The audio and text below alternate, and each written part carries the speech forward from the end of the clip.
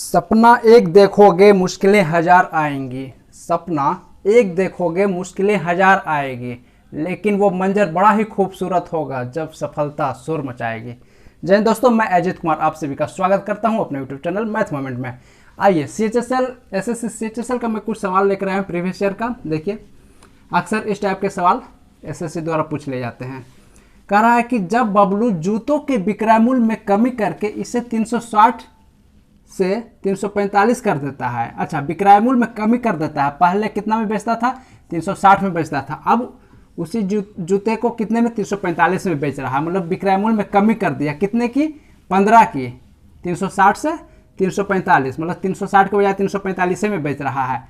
15 की कमी कर दिया। क्लियर है? तो इससे 4% ज़्यादा हानि होती है। अरे तो बहुत ही आसान है। 4% मतलब 15, 4% मतलब 15, तो 1% मतलब कह सकते हैं 15 बटे 4। क्रय मूल्य मांग रहा है तो क्रय मूल्य के लिए 100 से इसको मल्टीप्लाई करेंगे।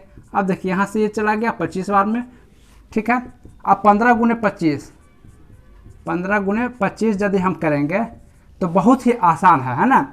पहले 25 को 10 से करेंगे तो 25 दहें 250, और फिर 5 से करेंगे 25 से ऐड करके आ जाएगा 375, ठीक है। ऐड करके ये कितना आ गया? मल्टीप्लाई 25 गुने 15 कितना? 25 दहें 250 प्लस 125 375, तो ये 375 इसका हो गया क्रय मूल्य। आइए अगले सवाल पे।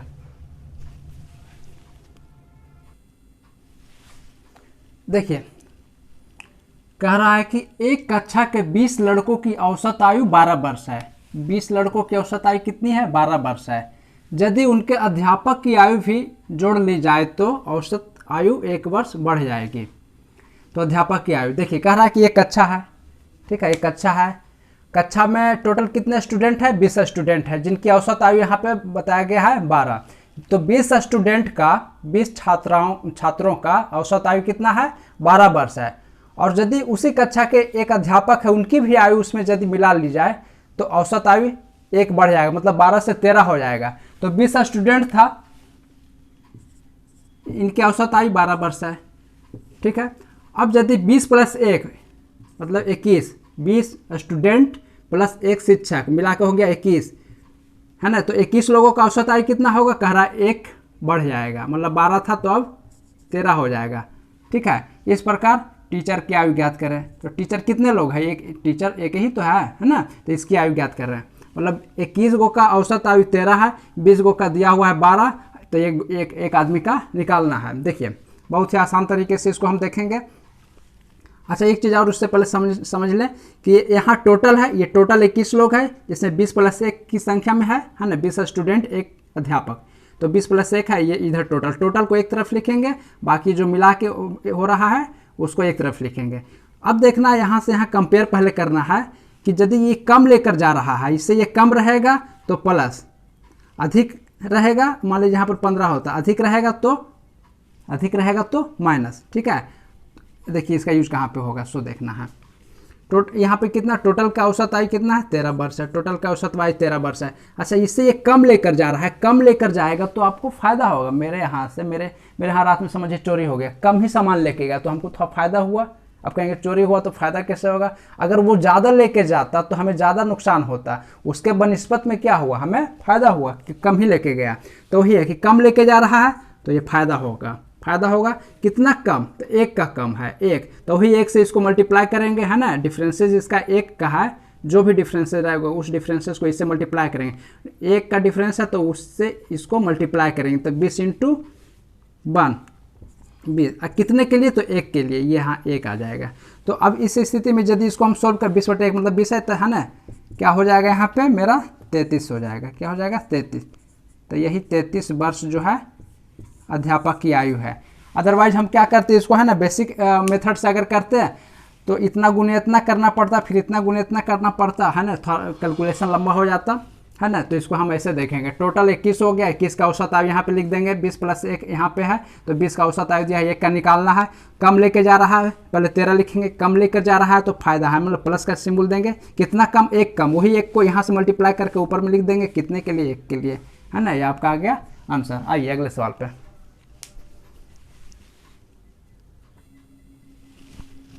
देखिए कह रहा है कि एक 18 फीट ऊंचा बिजली का खंभा, 18 फीट ऊंचा बिजली का खंभा है, 6 फीट ऊंचे पेड़ की परछाई से 10 फीट की दूरी पर है।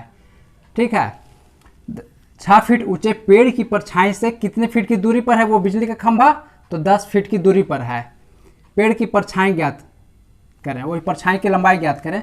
तो देखिए इसमें हमें एक चीज यहाँ पे दिख रहा है कि 6 फीट ऊंचे पेड़ की परछाई, ठीक है, यहाँ पे आइए, ये जो 6 फीट ऊंचा जो पेड़ की परछाई है, मान लीजिए जो भी परछाई रहा होगा, परछाई यहाँ तक अगर गिरा होगा, ठीक है, यहाँ तक गिरा होगा, तो वही कह रहा है कि 10 फीट 6 फीट ऊंचे 6 फीट ऊंचे पेड़ की परछाई से यहाँ से 6 फीट की दूरी पर स्थित है। अब यहाँ से 10 फीट की, यहाँ से जो है 10 फीट की दूरी पर स्थित एक 18 फीट ऊंचा बिजली का खंभा है। ठीक है, देखिए कुछ इस टाइप से इसका बन रहा है। 6 फीट ऊंचे पेड़ की जो परछाई है, परछाई मान लीजिए यहाँ तक आया होगा, वहाँ से 10 फीट की दूरी पर स्थित एक 18 फीट ऊंचा बिजली का खंभा है। अब इसका नामकरण A, B, C, D, E अगर हम कर देते हैं, इसको यदि ऐसे मिला देते हैं, ठीक है। अब देखिए मान लीजिए कि इस टोटल को यहाँ से यहाँ तक मेरा कितना रहा होगा, मान लीजिए x कर लेते हैं, ठीक है।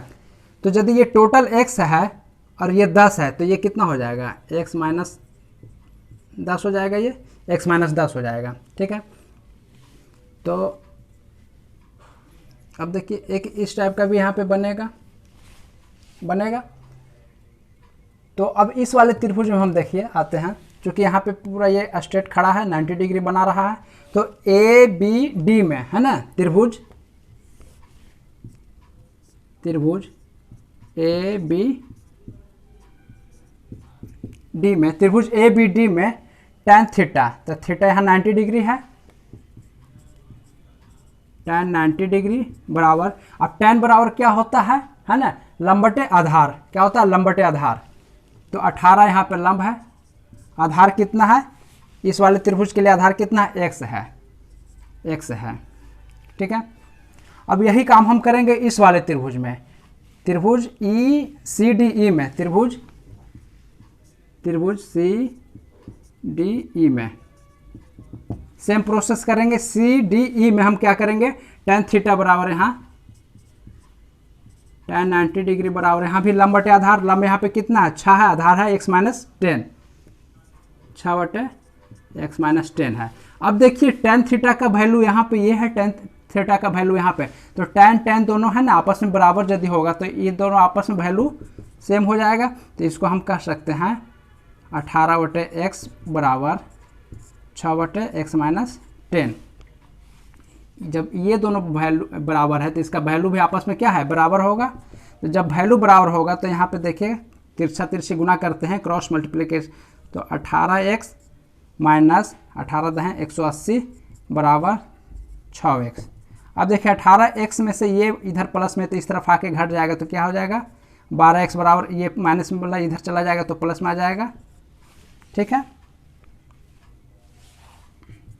180 इधर चला गया तो x का वैल्यू कितना आ जाएगा, है ना, ये कटेगा इससे 15 बार में कट, x का वैल्यू आ गया हमें, x का वैल्यू आ गया 15, x कहाँ पे है, अच्छा ये आ गया आपका 15। तो परछाई की लंबाई मांग रहा था, पेड़ की परछाई की लंबाई, ये पेड़ था इसकी परछाई की लंबाई, तो x माइनस 10 है, तो x माइनस 10 मतलब बोले 15 माइनस 10 क्या आ जाएगा, 5 मीटर। ये आपका हो गया आंसर। उम्मीद करते हैं कि समझ में आया होगा।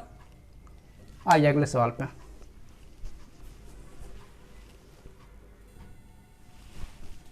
देखिए बहुत ही आसान सवाल है, कह रहा है कि नीरज की आय में 60% की कमी हुई और उसके बाद 60% की वृद्धि हुई, तो उसके आय में अंतिम रूप से जो है हानि हुआ तो कितना हुआ, है ना, अंतिम हानि मांग रहा है।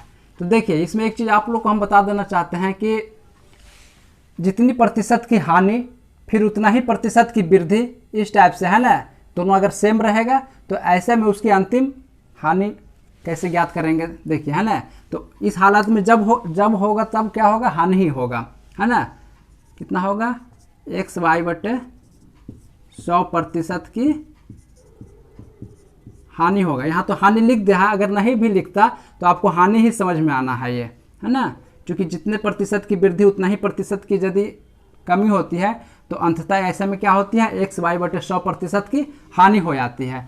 अब देखिए इसको कैसे अप्लाई करेंगे, एक्स बोले तो है ना, लाभ और हानि जो है 60 × 60 डिवाइडेड बाई 100, सुना सुना चला गया, तो ये क्या आ गया, 36% की हानि हो गया। क्लियर है। आइए अगले सवाल पे।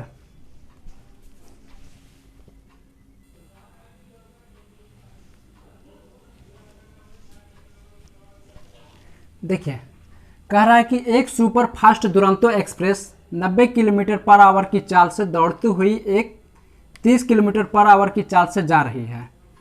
अच्छा, कह रहा है एक सुपर फास्ट दुरंतो एक्सप्रेस जो है 90 किलोमीटर प्रति घंटे से दौड़ती हुई एक 36 किलोमीटर की स्पीड से जा रही मोटरसाइकिल को 25 सेकंड में पार करती है। देखिए ट्रेन का स्पीड, दुरंतो का स्पीड यहाँ दिया हुआ है 90 किलोमीटर/आवर, और एक दूसरी जो मोटरसाइकिल है उसके स्पीड दिया हुआ है 36 किलोमीटर/आवर। इसको जो है कितने 25 सेकंड में पार करती है। तो समय तो मेरा यहाँ पे दिया हुआ है, समय मेरा दिया हुआ है, समय बराबर क्या होता है, दूरी बटे चाल। क्या होता है, दूरी बटे चाल।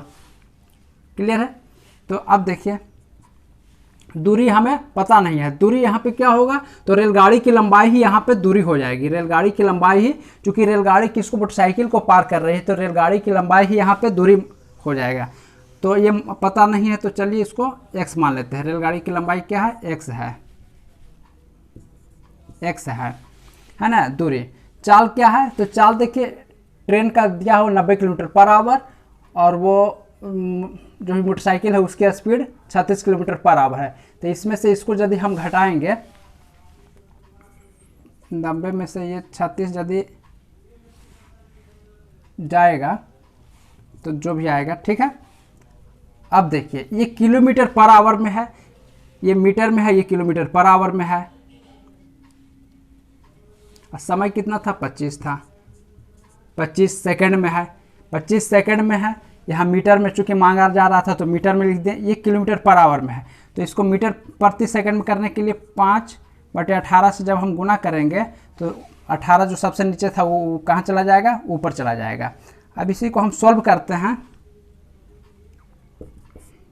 तो एक 25 बराबर क्या हो जाएगा, x गुने 18, और ये घट के कितना आएगा, 10 में से 6 गया 4, बच गया कितना, 8 में से 54 गुने 5। अब देखिए ये यदि कटेगा 18 तिया 3 बार में कट रहा है। अब इसी को यहाँ लेके आते हैं, तिरछा तिरछे गुना करेंगे तो इधर तो है ना 18 तो खत्म ही हो गया, तो ये क्या आ जाएगा, x का वैल्यू क्या कितना आ जाएगा, 25 गुने 3 गुने 5 है ना। तो वही x बराबर, इसको यदि हम मल्टीप्लाई करेंगे तो 375, और चूँकि मीटर में था तो 375 मीटर, ये मेरा आंसर आ गया। देखिए फिर से इसको एक बार देख लीजिए। हम लोग को मालूम है कि समय बराबर दूरी बटे चाल होता है। समय दिया हुआ है 25 सेकंड, उसका स्थान पे 25 सेकंड लिख देंगे। दूरी, लंबाई मांगा जा रहा था तो उसकी ट्रेन की लंबाई ही यहाँ पर दूरी हो जाएगा, तो ये x हो जाएगा। पता नहीं था तो x इसको मान लिए। अब ये दूरी है, चाल तो हमें दिया हुआ है, सापेक्षिक चाल कितना इसका निकल के आ जाएगा, ये आपस में घट के आ जाएगा, है ना 54। तो वही x बटे 54। अब चूंकि 54 किलोमीटर/आवर है, इसको मीटर पर सेकंड में करने के लिए 5/18 से गुना करेंगे, तो 5/18 जो सबसे नीचे है वो फिर ऊपर चला जाएगा कैलकुलेशन में। तो ये 3 से जो भी कैलकुलेशन होकर जो भी आया, तो x का वैल्यू निकल गया 375 मीटर। देखिए उम्मीद करते हैं कि आप लोग को समझ में आया होगा और सेशन आपको अच्छा लगा होगा। यदि आपको सेशन अच्छा लगा होगा तो प्लीज़ एक लाइक कर देंगे, और हाँ, वीडियो को अधिक से अधिक अपने दोस्तों को भी शेयर करेंगे। और यदि चैनल को अभी तक आप सब्सक्राइब नहीं किए होंगे तो प्लीज़ सब्सक्राइब कर लेंगे और बेल आइकन दबा देंगे। उससे क्या होगा कि है ना, पहला नोटिफिकेशन आपको ही जाएगा। जय हिंद।